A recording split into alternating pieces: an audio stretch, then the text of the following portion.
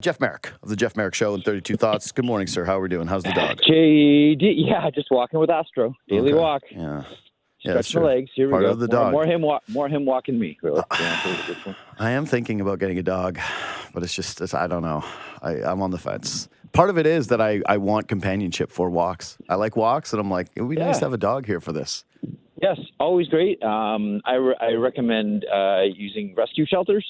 That's where our family's always turned. It is one of the best things you can do in your life. You're a better guy than me. I highly recommend. Not true. No, that you are. And I'm sorry.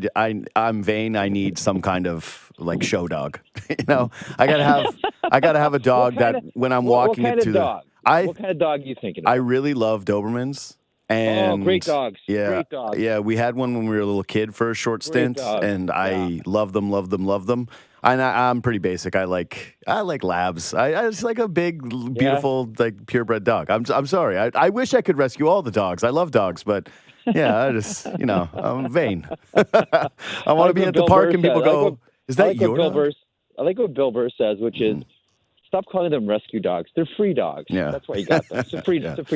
Yeah, that is good. I love that. Okay, so I was talking about Sweden and all these guys and how excited Nylander is, and hey, maybe actually there is some type of an injury to Klingberg.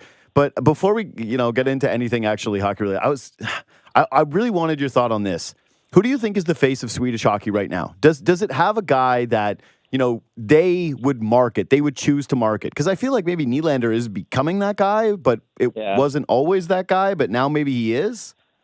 It's interesting because, the face of Swedish hockey over there is sometimes different than it is over here. Like when you look at, the Peter Forsberg era, right? Like Peter Forsberg, Hall of Famer, one of the best to ever play. Like we all looked at Peter Forsberg or Nicholas Lidstrom, who I still think is the greatest defenseman to ever play the game. At that time, Matt Sundin was always the face of Swedish hockey. Like in Sweden, Matt Sundin was the guy. Sure, there was like ample respect for the Forsbergs and the Nicholas Lidstroms, and we looked at those two players over here and said, holy smokes, like these are two of the greatest to ever do it. But Matt Sundin was always considered the face of Swedish hockey. So I think what the face is here is different than it is over in Sweden.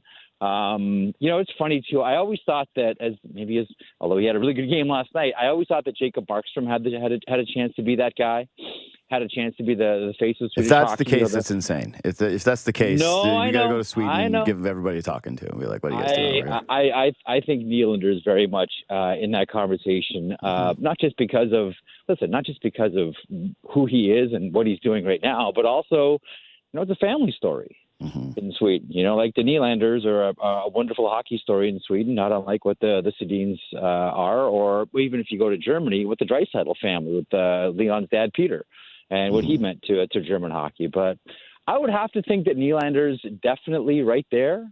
You can make the argument he's the best Swedish hockey player right now in the world today, and he does have like the one thing that I love about Nylander is he seems built for an intense hockey market. Like whether it's like we've all seen the picture on the subway, that's William Nylander. Like nothing phases this guy. Like when you look at what it takes to play in a hyper market like Toronto, you need to take an I don't give an F pill, right? Like you really do. And Austin Matthews has taken that pill. And William Nylander clearly has as well. Nothing phases this guy. And this guy, for the longest time, has heard and read and seen everything negative written and said about him for years, and he shrugs it off. And he doesn't let it affect him. Like to me, he's like it's interesting, JD. I always had a real respect for Dion Phaneuf because Phaneuf heard everything about his game and was slandered and insulted. And we all know how Maple Leafs fans are when they pick one defenseman, and you're going to bring up John Klingberg as the most recent example. They pick one defenseman, and they get on that defenseman, and it is over for that defenseman. Dion Phaneuf for the longest time was that guy. It didn't bother him in the slightest. He got out in front of every camera, did every interview. Like it takes a certain type of player to play in a really big, hyper intense hockey market. Swift had it. Sundin obviously had it, and I think Nylander has that as well. Matthews has it, etc. I think there are some players on the Maple Leafs who don't, who say they do, but they really don't. But I think Nylander's the kind of a perfect player for the Toronto market, don't you think? Yeah, in a lot of ways, I do think so. I still think that this is a market that really loves blue-collar players the most. So you can be a beautiful finisher, but ultimately, this is a team that built itself around the passion that unites us, and I think that there was a reason for that. And I'm not sure, like, as skilled as Nylander is, if that will ever resonate with across the board the fans the way that it does with some of the other players. I think for younger generation of fans, that Nylander is definitely their guy. I think that he's a totem for a lot of young Leaf fans. Older, I'm not sure he'll ever resonate quite that way, especially without, some kind of meaningful playoff success. But I do think there's a real chance for him to be the face of Swedish hockey, because I think he maybe inherits part of the Sundin thing that you mentioned. That my guess would be, if you had to tell me the two most popular teams in Sweden, that they would be the Red Wings and the Maple Leafs, because of the stars that have been there and just the continuity of both of those places having Swedish players year over year over year that were meaningful. And so now with Detroit not having that and Toronto having Nylander, I would just think that, maybe he is the guy. My original thought was that it would be Erik Karlsson, not Victor Hedman, just because Karlsson's the more entertaining, engaging, whatever. Like, he's just a more marketable guy than Hedman, who does more work in the shadows. Won Stanley Cups, but still, like, if you go and say who are the most visible players of the Tampa Bay Lightning teams, we'd probably say he's the second most important to Vasilevsky. But in terms of just the flash and the aura, I don't know if it's him. But either way, I wondered if this is a pretty unique opportunity for Nylander, especially to be there, more so than some of the other guys that are getting this shot. There's a couple of things there. One, the blue collar, there's a lot in there. So first of all, the blue collar thing, I think don't you get a feeling, though, that every market is like that? That every market, they like blue collar hocky players. Sure, yes, but which is strange with the way that the NHL has decided to go, where they're like, we want as few of those guys as possible now. We're going to go with just skill. And I've said it a million times that I don't believe that this is a league that survives, or I shouldn't say survives, but excels as a skill alone league. Like, it's not.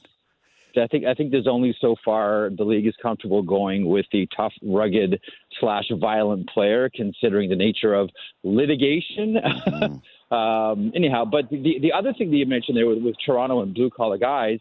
Listen, one of the most beloved athletes Toronto's ever seen in any sport is Borje Salming, and we saw the outpouring last year. We've seen, the movies and the documentaries, and how Salming is thought of to this day. Like the two guys that that were my guys growing up in southwestern Ontario.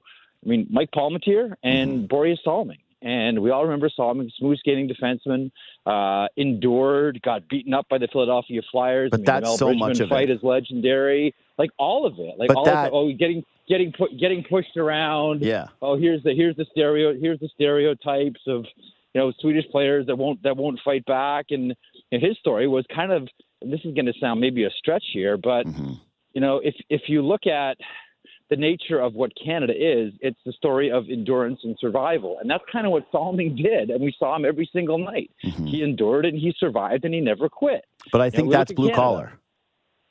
Well, I think that's blue collar too, but people consider that to be, he's a, soft-skilled Swede. No, dude, look at his face. He's got a massive scar. He looked like he got stepped on by Gerard Gallant. But that's what I'm saying is you couldn't say, hey, look at that old softy with the world's hardest body. Like, I've told this a million times, but I did one of the Hockey Hall of Fame games, I think maybe 2013. I covered it 2012, and I'll still... There's two times where I was like, dude, don't stare at a guy in a locker room. And one was Blake Griffin and the other was Borje Salming. Where I was like, you gotta just not stare at this guy. And I was like, how old is... Immediately upon leaving, Googling, how old is Borje Salming? That was the first thing I did when I left the dressing room. I think that part of that mythos of just willing to stand up against everything, and the fact that Canada and the United States, both immigrant countries, being able to relate to that story and knowing that is so much of the toughness of an immigrant nation, is having to endure the doubts of people and then overcoming them and showing back up to work every single day. Like, I think about my own grandfather being, in the mines, having to deal with stuff like that and being an immigrant. So no, I don't view him as like a soft skill player who wasn't just like viewed as tough. I think he blends both, which is what ultimately everybody wants to have, right? But hold on. Hang on. Let me just jump in for 1 second. Yeah. What I'm saying is, at that time, he was viewed as soft. He was considered by many. Now we have a historical lens. We have a historical lens. We see that through, and we look at the entirety of Borje Salmi's career, and you can make the argument he might have been one of the toughest players to ever play the game. Like I agree with you 100%. But at that time, make no mistake about it, because it was Borje Salming and Inga Hammerstrom and all the the Harold Ballard line about he could skate in the corner with a dozen eggs in his pockets and come out without one single egg broken. Like that was the reputation and that was the stereotype. Again, to the point about enduring everything. Like there are a lot of critics of Borje Salming. Like ask Gordon Selleck this. Like Gordy knows better than you and me. Like what it was like to be Borje Salming at that time. But he had that endurance mentality, and he had an internal toughness that no one is going to beat me. No one is going to make me quit. No one is going to make me surrender. That was Borje Salming. And great skill. And probably still, like, if he was in the NHL right now, he'd still be the best skater. Yeah, and that's why, he's got a movie about him now. And that's why he's revered the way that he is. Okay, so I'm going to try to rapid fire these couple things. So because of blue collar and toughness and hitting, and there's not as many of these things, I do feel like a guy like Zadorov has even more trade value, right? Because it's not just the size, it's not just the 14 goals last year. It's like, hey, how many guys are available that are going to actually thump somebody when they put their head down? Luke Fox reported if it were just about draft picks, it would have been already done. What's your read on like how expensive it is going to get for this player, and how in it do you really view the Leafs? Big time. I think they want both Zadorov and Tanev. I don't think they just want one, but they'll take one. I mean, Brad Treliving, make no mistake about it, wants to redo this blue line. Like the Toronto Maple Leafs blue line. Have a look at it right now and have a look at it at trade deadline. It will, if Brad Treliving can do what he wants to do, look profoundly different.